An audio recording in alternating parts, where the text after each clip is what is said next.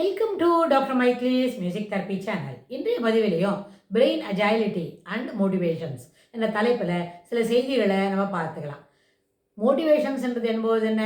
அது நம்மளுடைய ஊக்கமுடைமை, ஊக்கமாக ஒரு மனதில் ஒரு ஈடுபாட்டுடன் ஒரு வேலையும் நம்ம எப்படி செய்கிறோம்.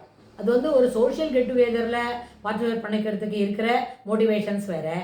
ஸ்கூல் படிக்கும்பொழுது பாடங்களை விடாமல் படிக்கணும் அப்படின்னு நினைக்கிற அந்த மோட்டிவேஷன் வேறு அப்படின்னு சொன்னால், எல்லாமே அந்த மோட்டிவேஷன்ற பெர்ஸ்பெக்டிவ் உள்ள அந்த பிராக்கெட்ஸ்குள்ளே வரும்போது இட் கம்ஸ் அண்டர் ஒரு ஊக்கம் தான் அடிப்படை. ஆனால் படிப்பதற்கு ஒரு ஊக்கம் இருக்கணும். அப்பொழுதுதான் மாணவர் பருவம் எப்படி இருக்கும், சிறப்பானதாக அமையும். ஒரு வீட்டு வேலை செய்கிறோமா, கொஞ்சம் காலையில் ஒரு 6 மணிலேருந்து 9 மணி வரைக்கும் நம்ம ஒரு ஹோம் மேக்கர். அப்போ அதுக்குண்டான ஒரு ஊக்கத்தை வளர்த்துக்கணும். அப்புறம் 9 மணிலேருந்து சாயந்தரம் 6 மணி அது வரைக்கும் நம்ம ஒரு ஆஃபீஸுக்கு போகிற ஒரு ப்ரொஃபஷனல் உமன் அப்படின்னு சொன்னால், ஒரு ஆஃபீஸில் ஒரு எக்ஸிக்யூட்டிவாக இருக்கும், அப்புறம் ஃப்ளோர் எக்ஸிக்யூட்டிவாக சூப்பர்வைசரோ ஏதோ ஒரு பணியில் இருக்கிறோம் அப்படின்னு சொன்னால் அதுக்குண்டான ஊக்கத்தை வளர்த்துக்கணும்.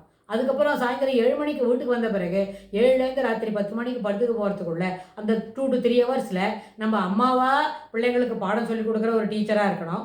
ராத்திரிக்கு நைட்டு சாப்பிட்றதுக்கு டிஃபன் செய்யக்கூடிய மறுபடியும் ஒரு ஹோம் மேக்கர் ரோல், கார்த்தால விட்டு போனதை நைட்டு செய்யக்கூடிய ஒரு ஹோம் மேக்கராக இருக்கணும். அதுக்கப்புறம் என்ன, அடுத்த நாளைக்கு உண்டான preparations. So it is a continuous process. அப்போ நெக்ஸ்ட் டேக்கு செய்ய வேண்டிய வேலைகளை சிலதெல்லாம் ப்ரிப்பேர்டாக செய்து வச்சுக்கிட்டு அதுக்கப்புறம் காலையில் செய்யணும். ஸோ இந்த எல்லா வேலைக்குமே அதற்கு அடிப்படையில் என்ன வேணும், அந்தந்த ரோல் டிஃபைனிங் என்ற வார்த்தை உண்டு.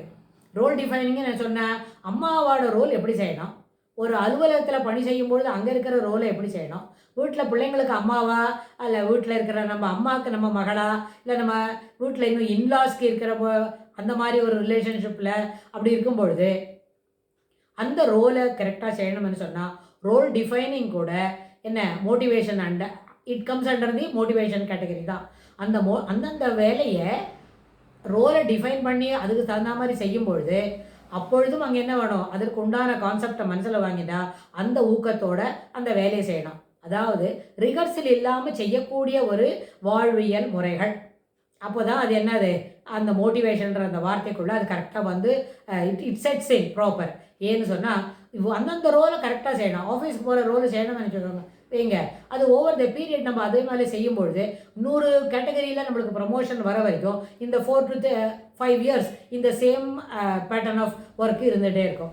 வீட்லேயே அம்மா ரோலு பேட்டர்ன் ஆஃப் ஒர்க்கு அதே போல் தான் இருக்கும். ஆனால் என்ன பண்ணோம், நம்ம பிள்ளைங்களுக்கு வயது ஏற ஏற நம்மளோட ரோலோட டெப்த்து அதிகமாகும். அப்போ அந்த கான்செப்ட் எப்படி இருக்கணும், அந்த அளவுக்கு நம்மளை பிள்ளைங்க பெரியவங்கள ஆகிட்டாங்களா, நம்ம அவங்கள மறுபடியும் என்ன பண்ண முடியாது, ஒரு 5 வயசில் அப்படி நடத்தினமோ அது போலவே அவங்களோட நம்ம பழக முடியாது. பிள்ளைங்க 5ஆம் கிளாஸ் படிக்க வந்துட்டாங்க அப்படின்னா அதுக்கு உண்டானவங்களுக்கு அவங்களுக்கு என்ன செய்யணும், அந்த ரெஸ்பான்சிபிலிட்டி சொல்லிக் கொடுக்கணும். அதுபோல் அவங்க படிக்கணும், அவங்களுக்கு எல்லா சலுகையும் கிடைக்கும். ஆனால் they should behave to their age, behave your self அப்படி நம்ம சொல்கிறோம்னு வைங்க. அப்போ அந்த 10 வயசுக்கு உண்டான அளவுக்கு அவங்க தவறு இல்லாமல் பிழை இல்லாமல் பிசகாமல் மனம் ஊக்கத்தோடு அவங்க செய்யணும். அந்த ஊக்கத்தோடன்ற அந்த வார்த்தையை நம்ம எந்த அளவுக்கு ஊக்கமாக ஒரு வேலைகளை அவங்களுக்கு சொல்லிக் கொடுக்குறோமோ அதில் 50லேருந்து 60% அவங்களுக்கும் கிடைக்கும். அப்போது ஊக்கமாக பணிபுரிய வேண்டும், ஊக்கமாக தன்னுடைய கடமைகளை விடாது செய்ய வேண்டும். கண் துஞ்சார் பசி நோக்கார், கடமமே கருமமே கண்ணாயினார். கடமையே என்ன பண்ணணும், அதே கட்டுப்பாட்டுக்குள்ளே செய்யணும் அப்படின்ற அந்த எண்ணங்களை நாம் வளர்த்துக்கிட்டோமான இதே பாசிட்டிவ் இருக்கே, டூ இட் யுவர் செல்ஃப் அப்படின்றத அவங்களுக்கும் பிள்ளைங்களுக்கும் அதை நம்ம பாஸ் ஆன் பண்ண முடியும். அதனால் ஊக்கம், உள்ளத்தில் ஊக்கம் இருக்க வேண்டும்.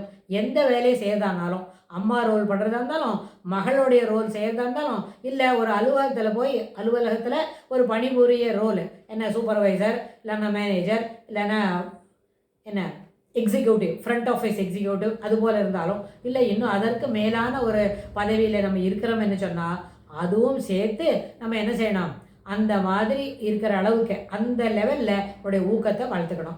எந்த பணி செய்கிறோமோ அதற்கேற்ப மன வளத்தை வளர்த்து கொள்ள வேண்டும். இந்த ஊக்கமுடைமை என்பது மனவளம் என்பதோடு தொடர்புடையது. அதனால் இந்த மனவளத்தை சிறப்பு பண்ணிக்கணும், மன நலமாக இருக்கணும், மனம் வளமாக இருக்கணும். நலமாக இருக்க வேண்டும் என்று சொன்னால் எதையும் சரியான கோணத்தில் புரிந்து கொள்வது, வளமாக இருக்க வேண்டும் என்று சொன்னால் மேலும் மேலும் நம்முடைய முயற்சிகளிலும் சில பண்பான செயல்களை செய்து கொண்டிருப்பது, அது மன வளத்தை காட்டித்தரும்.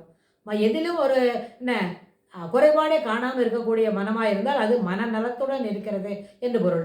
எல்லாவற்றிலுமே குறை மட்டுமே கண்டு கொண்டிருக்கிறோம் அப்படின்னு சொன்னால் அங்கு மனநலத்தில் குறைபாடு இருக்கிறது, ஓட்டை இருக்கிறது என்று பொருள். ஆனால் அந்த மனநலத்தை சிறப்பாக வளர்த்து கொண்டோமானால் மன வளம் என்பது தன்னடைவே நம்மளை வந்து சேரும். அதனால் இதற்கு எல்லாவற்றிற்கும் அடிப்படை காரணம் என்ன? சரியான பெர்ஸ்பெக்டிவில், சரியான மைண்ட் செட்டில் we should develop our motivation. அதாவது அந்த ஊக்கமுடைமை என்றது சிறப்பான அளவில் வளர்த்து கொள்ள வேண்டும் என்று சொல்லி இந்த பதிவை நம்ம நிறைவு செய்கிறோம். இதுக்கு தொடர்புடைய செய்திகளை வரப்போகிற பகுதிகளிலும் பார்க்கலாம். தேங்க்ஸ் ஃபார் வாட்சிங்.